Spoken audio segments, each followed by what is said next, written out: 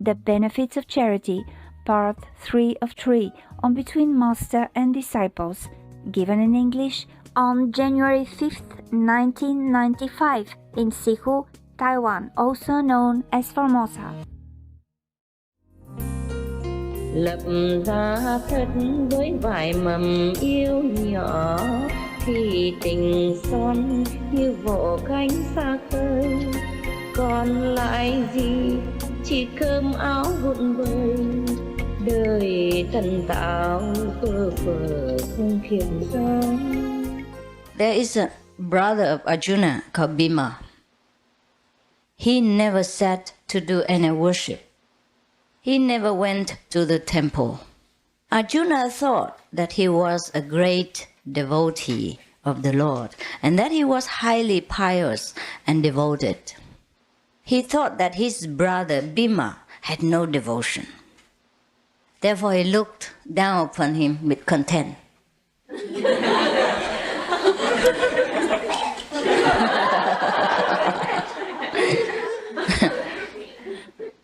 Lord Krishna found out the attitude of Arjuna and wanted to teach him a good lesson and bring him to his senses. He proposed to Arjuna to take a trip to Mount Kailas, the abode of Lord Shiva. Arjuna did not suspect anything, so he gladly consented to the proposal of Sri Krishna. Now, they both started on the journey to go to Mount Kailas. I told you already, it's not a fun place to go. It's a very, very long journey, and walking through landslides sometimes, snowing to, mountains deep of snow. Very difficult. Many people go and don't come back. Well, actually, anywhere in Himalayas is difficult to go. But Kailas is longer journey, that's all. It takes longer time. Otherwise, anywhere you go in Himalayas, it's only like a trekking path, you walk one footstep after another. The path is sometimes very narrow and dangerous, wet and snow and cold, and you don't have anything. Sometimes it's difficult to make a fire in such a high altitude, because the atmosphere is different. The fire is difficult to start, and then when it starts, it's difficult to boil. That's why most of the time I ate raw food. Yeah, whatever I found, I just eat. No need to cook. Takes too long. Sometimes it doesn't cook. Takes one day. Okay. Now, when they are on their way, they met a man dragging a cart loaded with flowers of diverse kinds. Arjuna asked the man where he was taking the flowers to, but the man kept silent, as he was very much absorbed in his work, very concentrated. Not like you when you sit in meditation. Is Master around? Is she coming yet? It's 6 o'clock already, why hasn't she come?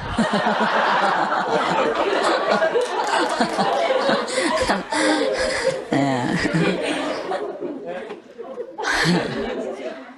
So Lord Krishna said to Arjuna, "Let us follow the man and find out the things for ourselves." Arjuna agreed, and they both followed the man. They saw him empty the cart by the side of a huge heap of flowers, which was as big as a hill of Hsihu Daochang. They further saw several hundreds of carts, all loaded with flowers, approaching the same spot and emptying their contents there, all the flowers, from so many different hundreds of carts, emptying in the same place. There was a huge mountain of flowers, fresh flowers there. Arjuna became more and more curious. He could not control his curiosity anymore. So he asked the man, "Please tell me where these carts of flowers come from." None of them bothered to reply.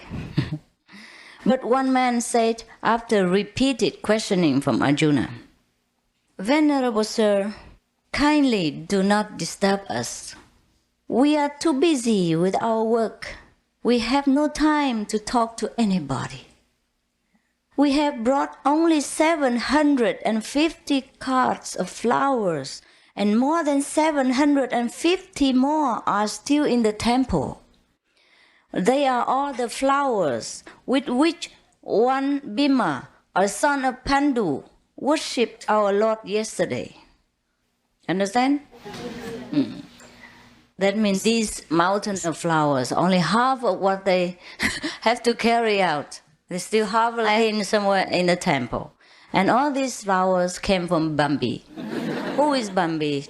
The brother of Arjuna, the lazy one. The one who never went to the temple, never worshipped the Lord, apparently, and never did anything, never gave a flower or incense to the Lord. Yeah? The one that Arjuna always looked down upon as useless, as an atheist and not devoted to God. Now it is hardly 4 more hours before his worship today, and we must remove all the flowers within that time. Every day he worships, the mountain of flowers come. So they have to remove every day like so many flowers from him, from his worship. Arjuna was struck with wonder. He asked, "Is it Bhima or Arjuna that you speak of? Are you sure you didn't make a mistake? You mean Arjuna, right? Arjuna, not Bhima, no? My friend, think about it. You're mistaken. The name is Arjuna. Arjuna, A-R-J-U-N-A. A-R-J-U-N-A. Must be. So the man replied, "Oh, don't talk about Arjuna." No. Not at all. Not that one.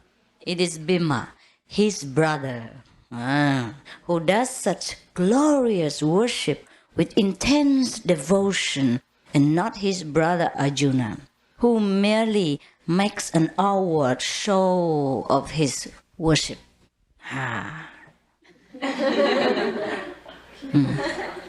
Just then another man came with a basket of flowers. A basket. Small one that I put candy and cakes for you yesterday? A man came with such a small basket of flowers. Lord Krishna asked that man on purpose. Not that he didn't know, He pretended not to know. The Lord Krishna. You think he didn't know that he had to ask the man, "My friend, whose offering are these flowers?" Of course, you know the answer. The man said, "They were offered yesterday by an ostentatious man who lives on earth. His name is Arjuna." And he makes a display of his worship without any real love and devotion. Therefore, one basket of flowers, and talks so much about it. Arjuna lowered his head in shame and said to the Lord, "Oh, Krishna, 请害我上师."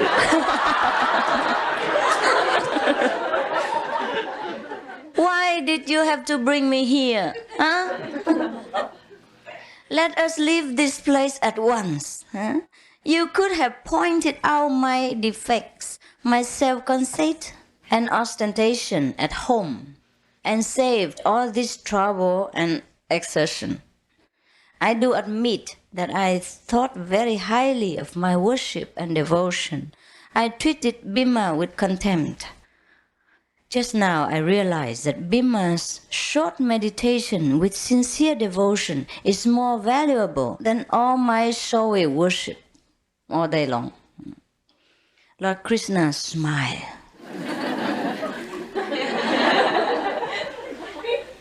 and kept silent. Now you know what it is. There is a lot of commentary down there, but I think you know already. Okay? Make your own comments. All right? You happy? Yeah. Good, huh?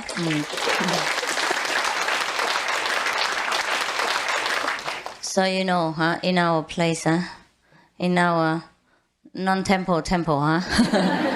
We don't bother with flowers and incense or drum and gongs or anything. We just bother with sincerity and inner devotion. That's why I tell you to concentrate and meditate. Huh? No need for outer performance so much. No need to even bow to me or bow to any Buddha. If you see him inside, see the Buddha inside, you may bow to the Buddhas if you want to. But the Buddhas do not expect these things. They expect that you are devoted to yourself so that you can find your Buddha nature and become Buddha or become one with God. Find your own glorious nature and be of help to yourself and many other beings. And that is what the Buddha expects from us, right? Sometimes we have flowers. You can see, huh?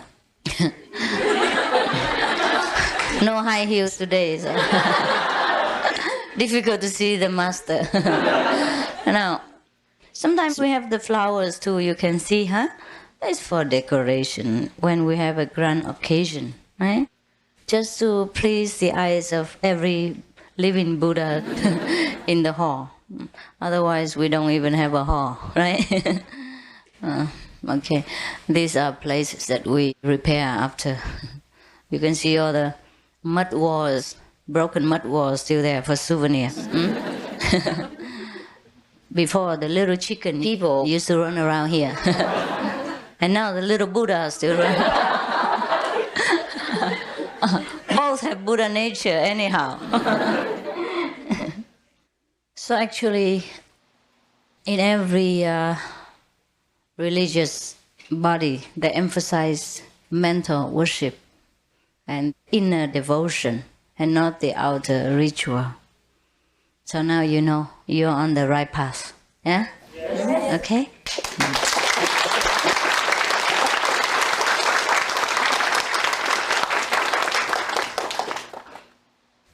Any questions? Yeah? Oh, how long I'm here already? 1 hour? No? Time flies, huh? Okay. No need to take too long, you know? Look at your marriage and you know what happens. No need to stay together too long and bug each other. Huh? Yes, the diamond is small, therefore it's precious. Okay? Human life is short, that's why it's valuable.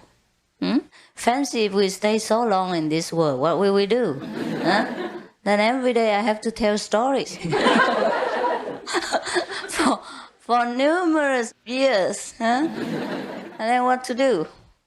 Huh? Then we never finish with our work, and then we never could leave this world, and then we will never become Buddha. Okay, so let it be, whatever it is, okay?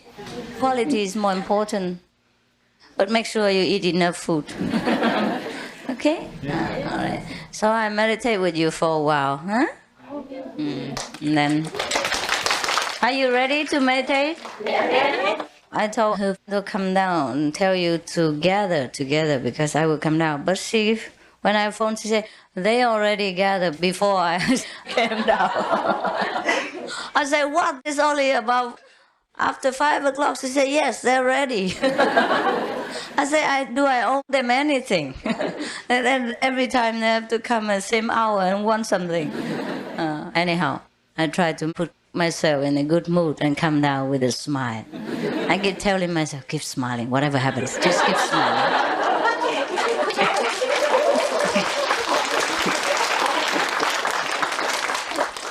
I say, put your bad mood under the wheel and crush it. Keep smiling. And then it worked. It really worked. Otherwise, when I heard that people already gathered in front of the hall without my order and waiting to collect that, I was feeling, my God, what's that? Do I have to always tell them stories? Are you warm enough? Yes. Okay. If you want to make a fire for yourself, yeah, then you can go and get the wood, yeah, and find an empty place where there are no trees. Very difficult here. There is a small lake. In the middle of it, no trees.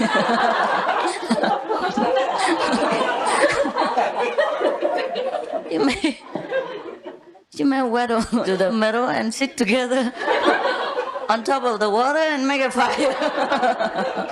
This would be fun, huh? Anyhow, I heard that many of you have miracle power. You can walk on water, sit on water, lie on water. No? Yeah?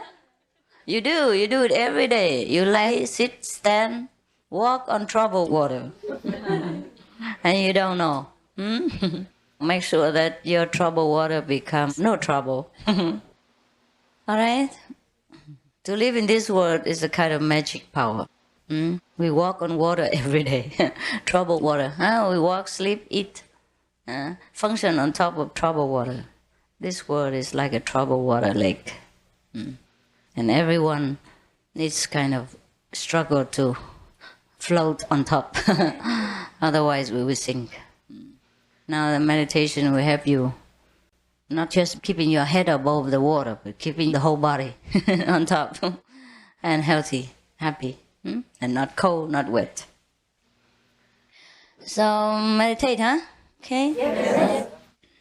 The monks also can meditate there, yeah? And when I leave, you leave, okay? I don't say it anymore, understand? But actually, I don't need to speak in English. You all understand me. You want me to demonstrate. Zen doesn't need language, they say. You want it? You want me to demonstrate that you can understand me without language? Yes. Okay, look here. If you understand, you say yes, all right? Yes.